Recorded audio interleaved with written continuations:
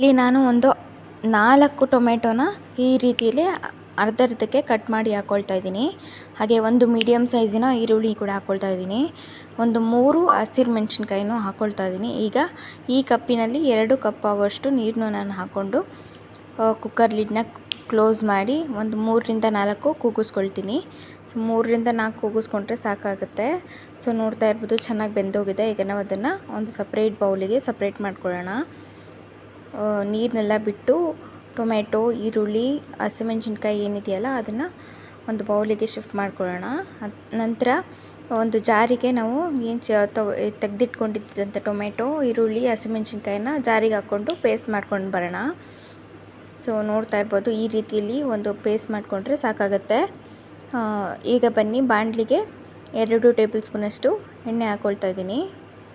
So ಈಗ ಸಾಸಿವೆ ಹಾಕ್ಕೊಳ್ತಾ ಇದ್ದೀನಿ 1 ಟೇಬಲ್ ಸ್ಪೂನು, 1/4 ಟೇಬಲ್ ಸ್ಪೂನಷ್ಟು ಜೀರಿಗೆ ಹಾಕ್ಕೊಳ್ತಾ ಇದ್ದೀನಿ. ಮೆಂತ್ಯ ಒಂದು 1/4 ಟೇಬಲ್ ಸ್ಪೂನು. ಚೆನ್ನಾಗಿ ಇದನ್ನು ಒಂದು ಗೋಲ್ಡನ್ ಫ್ರೈ ಅನ್ನೋದನ್ನ ಮಾಡ್ಕೊಳ್ತಾ ಇದ್ದೀನಿ. ಮೀಡಿಯಮ್ ಫ್ಲೇಮಲ್ಲೇ ಇಟ್ಕೊಂಡು ಹುರ್ಕೋಬೇಕಾಗತ್ತೆ. ಹಾಗೆ ಒಂದು ಒಣಮೆಣಸಿನ್ಕಾಯಿನ ಸಣ್ಣದಾಗಿ ಕಟ್ ಮಾಡಿ ಹಾಕ್ಕೊಳ್ತಾ ಇದ್ದೀನಿ. ಸ್ವಲ್ಪ ಹಿಂಗು ಕೂಡ ಹಾಕ್ಕೊಳ್ತಾ ಇದ್ದೀನಿ. ಒಂದು ಮೀಡಿಯಮ್ ಸೈಜಿನ ಈರುಳ್ಳಿ ಕಟ್ ಮಾಡಿ ಹಾಕ್ಕೊಳ್ತಾ ಇದ್ದೀನಿ. ಸ್ವಲ್ಪ ಕರಿಬೇವು ಕೂಡ ನಾನು ಹಾಕ್ಕೊಳ್ತಾ ಇದ್ದೀನಿ. ಸೊ ಅದನ್ನು ಒಂದು ಗೋಲ್ಡನ್ ಬ್ರೌನಿಶ್ ಬರೋ ಹಾಗೆ ಹುರ್ಕೊಂಡು ಫ್ರೈ ಮಾಡ್ಕೊಳ್ತಾ ಇದ್ದೀನಿ. 1/4 ಟೇಬಲ್ ಸ್ಪೂನಷ್ಟು ಅರಿಶಿನ ಪುಡಿ, 1 ಟೇಬಲ್ ಸ್ಪೂನಷ್ಟು ಸಾಂಬಾರು ಪುಡಿ. ಈಗ ನಾವು ಅದನ್ನು ಚೆನ್ನಾಗಿ ಒಂದು ಫ್ರೈ ಮಾಡ್ಕೋಬೇಕಾಗತ್ತೆ. ಸೊ ಬೇಕಾದರೆ ನೀವು 1 table spoon red chilli powder ಕೂಡ ಹಾಕ್ಕೋಬೋದು. ಕಾರಿಯಂಡ್ರ್ ಪೌಡ್ರ್ ಇದ್ದರೆ ಅದನ್ನೂ ಹಾಕ್ಕೋಬೋದು, ಟೇಸ್ಟ್ ಚೆನ್ನಾಗಿ ಬರುತ್ತೆ. ನಾನಿಲ್ಲಿ ಯೂಸ್ ಮಾಡ್ತಿಲ್ಲ, ಬೇಕಾದರೆ ಹಾಕ್ಕೋಬೋದು, ಇಲ್ಲಾಂದರೆ ಅಡಿಷ್ನಲ್ಲು. ಸೊ ನಾವು ಬಿಸಿ ಮಾಡಿ ಇಟ್ಕೊಂಡಿದ್ದಂಥ ನೀರು, ಬೇಯಿಸಿಟ್ಕೊಂಡಿರುವಂಥ ಟೊಮೆಟೊ ನೀರನ್ನು ಹಾಕ್ಕೊಳ್ತಾ ಇದ್ದೀನಿ. ಸೊ 1 ಟೇಬಲ್ ಸ್ಪೂನಷ್ಟು ಸಣ್ಣ ಉಪ್ಪನ್ನು ನಾನಿಲ್ಲಿ ಸೇರಿಸ್ಕೊಳ್ತಾ ಇದ್ದೀನಿ.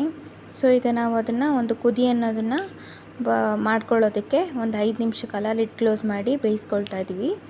ಸೊ ನೀವೇ ನೋಡ್ತಾ ಇರ್ಬೋದು ಈಗಾಗಲೇ ಚೆನ್ನಾಗಿ ಕುದಿ ಅನ್ನೋದು ಬಂದಿದೆ, ಚೆನ್ನಾಗಿ ಸಾಂಬಾರು ಬೆಂದಿದೆ.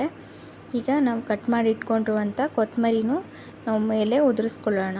ಸಾಂಬಾರು ತುಂಬ ಟೇಸ್ಟಿಯಾಗೂ ಇರುತ್ತೆ. ಇಡ್ಲಿ ಜೊತೆಗೆ, ದೋಸೆ, ಚಪಾತಿ ಜೊತೆಗೆ, ಅನ್ನ ಜೊತೆಗೂ ತುಂಬ ಚೆನ್ನಾಗಿರುತ್ತೆ. ಟ್ರೈ